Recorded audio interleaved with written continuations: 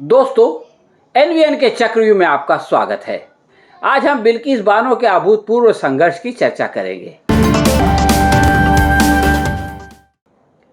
दोस्तों, 21वीं शतक में जब अत्याचार के खिलाफ संघर्ष का भारतीय इतिहास लिखा जाएगा तो उसमें बिल्किस बानो का नाम सुनहरे अक्षरों में जगमगा रहा होगा। एक ऐसी औरत का बेमिसाल संकल्प और हौसला जो गर्भवती होने के बावजूद भगवा दरिंदों के सामूहिक बलात्कार का शिकार हो गई, जिसके परिवार में अधिकतर लोगों को मार दिया गया और खुद उसे मुर्दा समझकर छोड़ दिया गया। इसके बावजूद वो डरी नहीं, वो निराश भी नहीं हुई, क्योंकि उसके धर्म में मायूसी अधर्म है। वो एक ऐसे जालिम शासक के सामने डट गई जिसके लिए हत्या कोई महत्व नहीं रखती, जो चुटकियों में संजीव भट्ट जैसे न्याय संगत अधिकारी को जेल भेजने में संकोच नहीं करता, जिसने जस्टिस लोया जैसे बहादुर जज को शिक्षास्पद बनाकर न्यायपालिकों को डराने का भरसक प्रयत्न किया।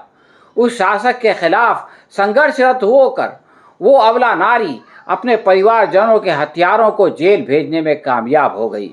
सरकार ने आगे चलकर उस महिला के जख्मों पर नमक छिड़कने के लिए कातिलों को न केवल छोड़ दिया बल्कि उनका महिमा मंडन भी करवाया। मगर इस नंदनीय हरकत के खिलाफ फिर वो मैदान में उतरी और उनकी रिहाई को रद्द करवा दिया। बिल्किस बानो के संघर्ष का संदेश है कि अल्लाह की रहमत यानी कृपाशीलता से कभी भी मायूस नहीं होना चाहिए। भारतीय जनता पार्टी की सबसे बड़ी कामयाबी ये नहीं है कि वो बरसों से गुजरात में राज कर रही है या पिछले 10 सालों से केंद्र की सत्ता पर काबिज है। बीजेपी की विशेषता ये है कि उसने देश के अंदर न्यायप्रिय समाज को निराश कर दिया है। उन्हें ये जता दिया गया है कि अब इस देश में इंसाफ का चिराग कभी नहीं जलेगा। इस निराशा ने उनका उत्साह समाप्त करके उनकी संघर्ष शक्ति उनसे छीन ली है। वे सोचने लगे हैं क्योंकि अब कुछ हो नहीं सकता, इसलिए व्यर्थ प्रयास करने से क्या फ़ायदा। यही शैतान और उसके चेले चापड़ चाहते हैं कि सब लोग उसकी तरह निराश होकर न्याय के लिए लड़ना छोड़ दें। लेकिन बिल्किस बानो ने इस षड्यंत्र को खाक में मिलाकर साबित कर दिया कि एक चिड़िया भी चील को झुकने पर मजबूर कर सकती है। बिल्किस बानो ने यह संदेश दिया कि परिस्थिति कितनी भी विकट क्यों न हो, इंसान को सफलता और असफलता से बेपरवाह होकर अपना कर्तव्य निभाना चाहिए, क्योंकि विश्व के रचयिता का वादा है हर मुश्किल के साथ आसानी है। पवित्र कुरान की आयत पढ़ने वालों को इस पर विश्वास भी करना चाहिए। प्रधानमंत्री नरेंद्र मोदी ने राजनीति के पतन को चरम सीमा पर पहुंचाया। अमित शाह ने उसमें 4 चांद लगा दिए। गुजरात के दंगों की आग में रोटियां सेक कर अपनी सरकार को स्थायित्व प्रदान करने वाले मुख्यमंत्री नरेंद्र मोदी ने पीड़ितों के साथ जो दुर्व्यवहार किया, उससे परेशान होकर खुद उनकी अपनी पार्टी के प्रधानमंत्री अटल बिहारी वाजपेयी को उन्हें सार्वजनिक रूप से राजधर्म का पालन करने का उपदेश देना पड़ा। इसके जवाब में जब मोदी जी ने कहा था कि हम वही तो कर रहे हैं, तो सारे लोग चौंक पड़े। क्या राजधर्म का पालन ऐसे किया जाता है? लेकिन जब 2.5 साल पहले बिल्किस बानो के अपराधियों को ठीक स्वतंत्रता दिवस की शाम खुला छोड़कर जिस प्रकार उसका जश्न मनाया गया, तो सारी दुनिया को पता चल गया कि मोदी राज के अंदर राजधर्म का अर्थ क्या होता है। इस प्रकार सरकार ने अपना लोकतांत्रिक चोला स्वयं ही तार तार कर दिया और उसके अंदर से एक भयानक दमनकारी राक्षस प्रकट हो गया। मोदी सरकार को बेनकाब देखकर उन लोगों की खुशफहमी दूर हो गई कि जो सोच रहे थे कि अपना मूल उद्देश्य प्राप्त कर लेने के बाद प्रधानमंत्री बदल गए हैं। बिल्किस बानो के परिवार वालों पर जुल्म सितम का पहाड़ तोड़ने वालों की रिहाई के बाद इस धरती के जालिमों ने सोचा कि अब उन्हें अपनी मनमानी करने की खुली छूट मिल गई है। सुप्रीम कोर्ट के इस फैसले ने ऐसे तमाम लोगों को बड़ा झटका दिया, लेकिन ये इसीलिए संभव हो सका क्योंकि बिल्किस बानो ने न्यायालय के द्वार पर जाकर दस्तक दी। वो अगर मायूस होकर घर बैठी रहती तो इंसाफ की किरण खुद चलकर उनके पास नहीं आती। बिल्किस बानो ने यह सिद्ध कर दिया कि इस दुनिया में सफलता वही लोग पाते हैं जो अंजाम से बेपरवाह होकर बिना डरे बिना झुके आगे बढ़ते चले जाते हैं। भारतीय जनता पार्टी चूंकि एक राजनीतिक दरिंदा है, इसलिए उसकी सरकार का हर कदम किसी न किसी राजनीतिक लाभ की प्राप्ति के लिए उठाया जाता है। गुजरात के राज्य चुनावों में पहले ये फैसला करवाया गया और उसका खूब प्रचार किया गया।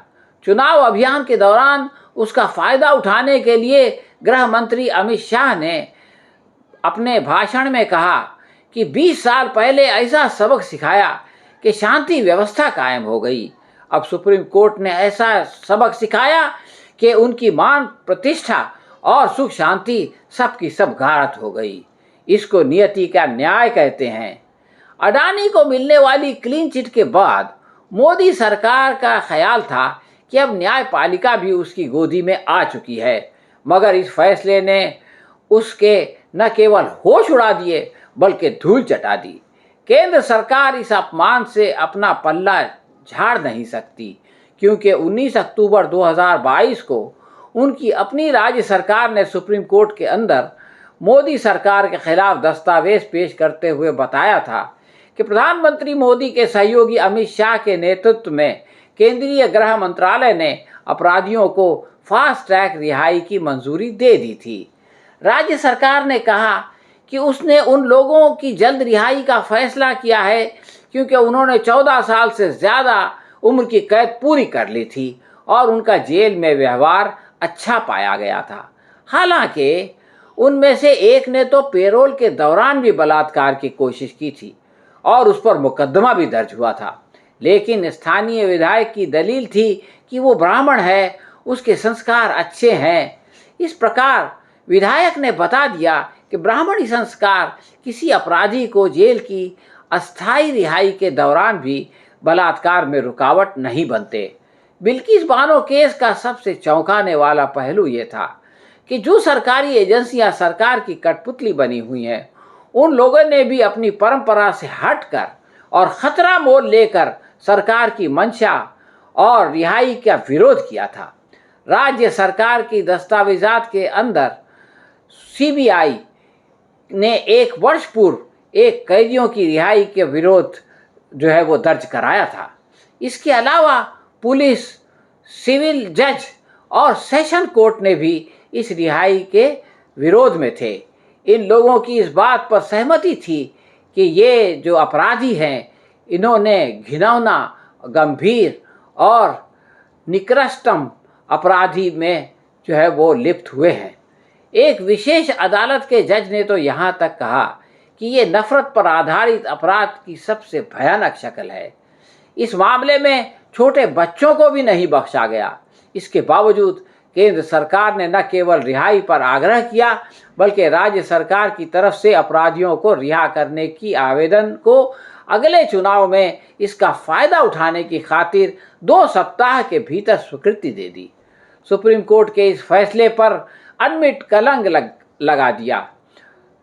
ये कलंक जो सुप्रीम कोर्ट ने इस अपने फैसले के द्वारा लगाया है, यह आसानी से मिटने वाला नहीं है।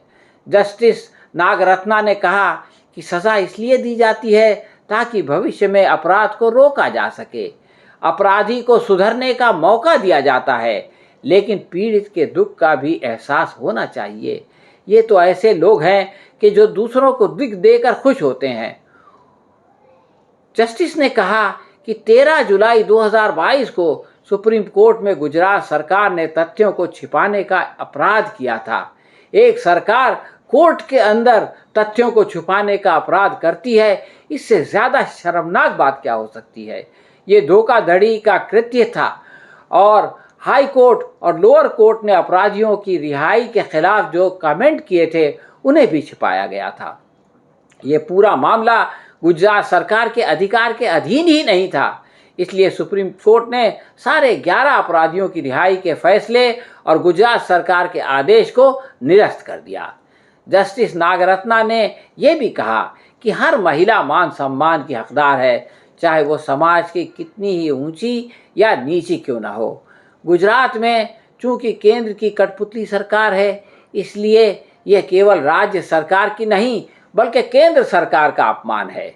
इस फैसले के बाद अगर भगवादारियों में जर्रा बराबर भी लोक लाज होती तो वे चुल्ली भर पानी में डूब मरते, मगर इन सत्ता लोभियों का लोक लाज और मान सम्मान से कोई सरोकार ही नहीं है, इसलिए सब के सब कुर्सी से चिपके हुए हैं। बिल्किस बानो ने चूंकि उन्हें अपमानता की गहरी खाई में ढकेल दिया, इसलिए उसमें से निकलने की खातिर अमारात के राष्ट्रपति और मुस्लिम पुलिस अधिकारी के साथ अहमदाबाद में रोड शो का तमाशा किया गया, मगर वो किसी काम नहीं आएगा। अपमान और बदनामी का ये कलंक जो है वो हमेशा के लिए इस सरकार पर लग चुका है और हमेशा बरकरार रहेगा। हाँ तो दोस्तों, ये थी हमारी आज की समीक्षा। आपको कैसी लगी हमें कमेंट बॉक्स में लिख के बताएं। अगर पसंद आई हो तो इसे लाइक या शेयर करें। हम बहुत जल्द किसी और विषय के साथ आपकी सेवा में फिर हाजिर होंगे। तब तक के लिए आज्ञा दीजिए। धन्यवाद।